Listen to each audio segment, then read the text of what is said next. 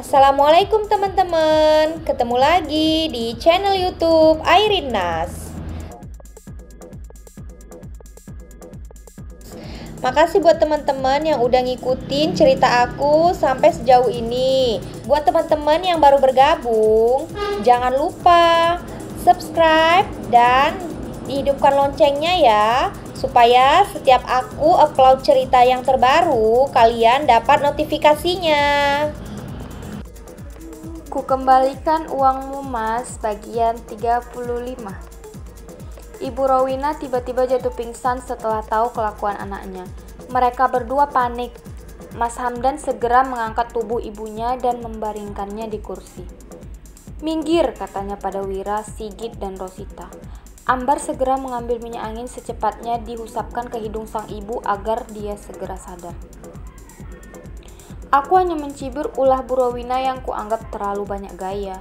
Mengapa harus pingsan segala jika uang perceraian hanya kuberikan 10.000 seperti tertera dalam buku nikah? Ini semua gara-gara kamu, Yuni. Mas Hamdan melayangkan pandangan padaku dan menunjuk diriku.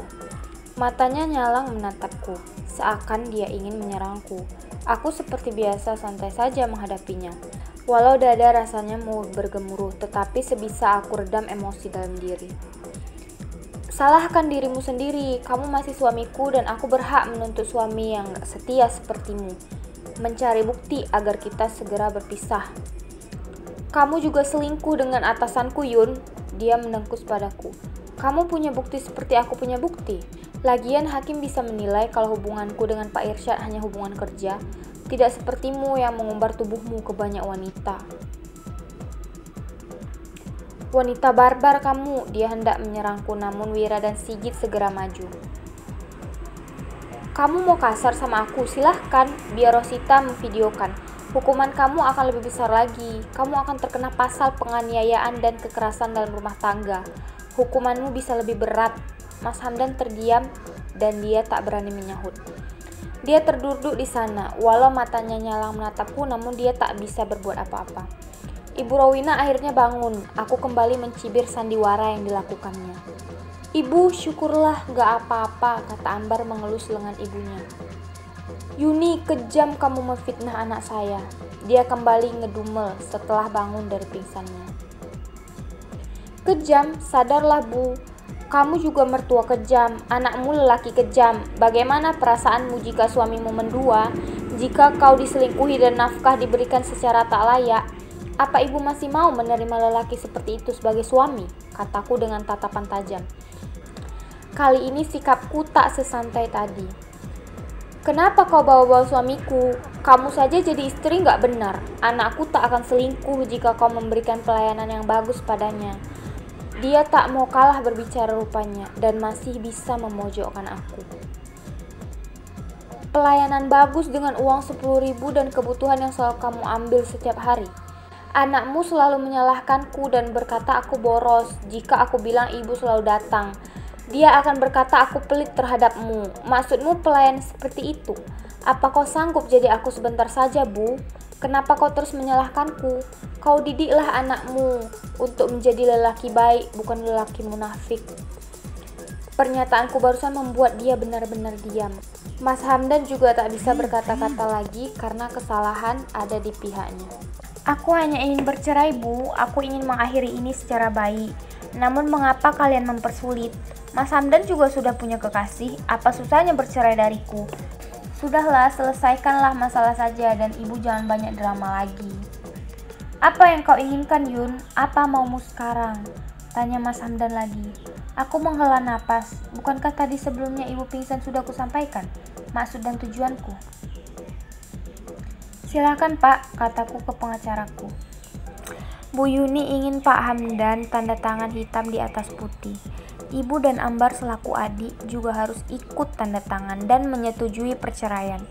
Bu Yuni akan melakukan hulu dengan uang 10.000 sebagai tebusan.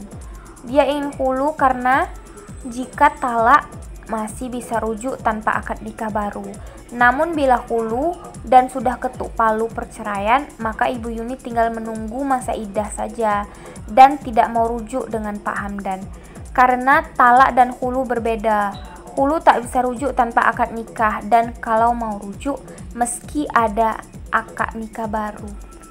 Kemudian Bu Yuni ingin kalian tidak mempersoalkan harta dia, karena harta Bu Yuni didapatkan dari usaha dia sendiri jauh sebelum menikah dengan Pak Hamdan.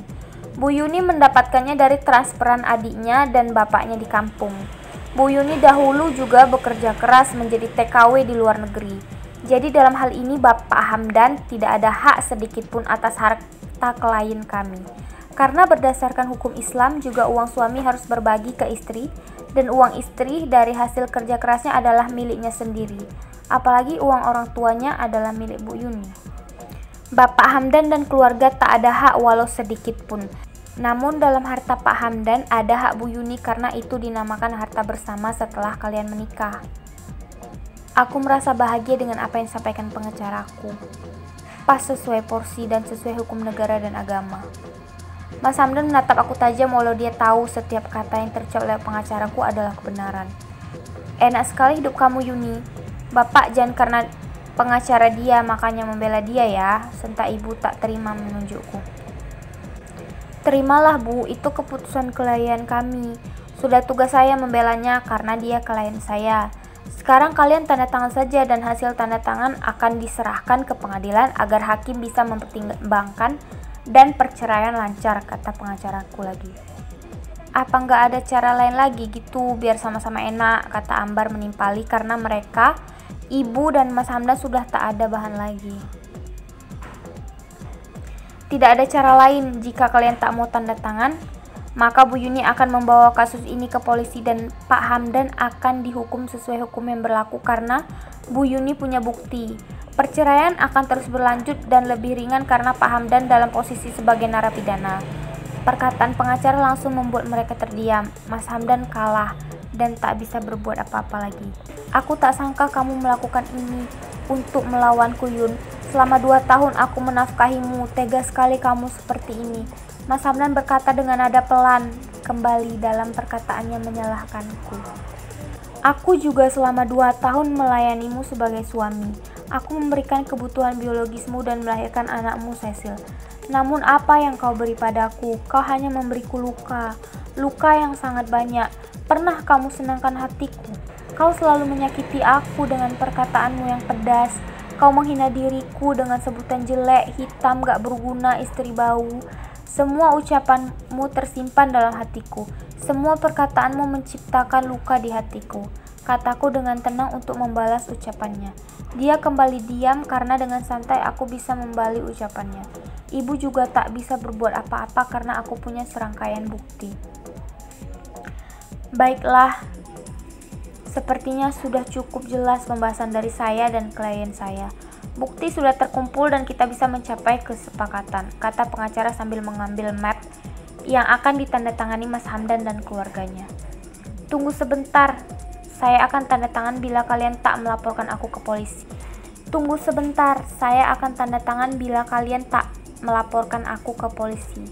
Aku akan tanda tangan, tak akan mempersulit dan semua yang kalian mau. Asalkan aku tak dilaporkan, kata Mas Hamdan dengan gusar. Baru kali ini aku melihat wajah gusarnya. Biasanya dia akan meradang membantah setiap kata dariku. Namun saat ini begitu indah menikmati wajahnya yang diliputi bingung. Dia takut dan keluarganya takut kalau dia akan masuk penjara. Baiklah, kau tanda tangani semuanya dan aku tidak akan menuntutmu. Walau aku ingin sekali kau meringkuk di penjara, namun selama menikah, kau tak pernah menyakitiku secara fisik. Kau hanya menyakiti batinku dengan kelakuanmu dan perselingkuhanmu dengan beberapa wanita. Asalkan perceraian kita segera terlaksana dan aku bisa lepas darimu dari ikatan pernikahan kita. Ucapku. Mas Hamdan terdiam dan dia tak bisa berkata untuk membalasku. Dia tak tahu harus berucap apa, namun dari raut wajahnya dia tampak tak setuju, tetapi tak bisa berbuat banyak. Pengacara mengambil map beserta ballpoint agar mereka mau tanda tangan. Pengacara menyerahkan pada Mas Hamdan dan memberitahu di mana dia harus tanda tangan. Mas Hamdan dengan wajah pias membaca sekilas isi surat dalam map itu. Ibu dan Ambar juga ikut serta. Silahkan tanda tangan, kataku dengan santai. Mas Hamdan menghela napas dan menandatangininya dengan berat hati. Kalian juga tanda tangan, kataku ke ibu dan Ambar. Yun, ibu minta sesuatu sebelum tanda tangan, kata ibu padaku. Apa mau ibu? Bersambung. Makasih ya teman-teman udah meluangkan waktu membaca novel aku. Sampai jumpa di cerita selanjutnya.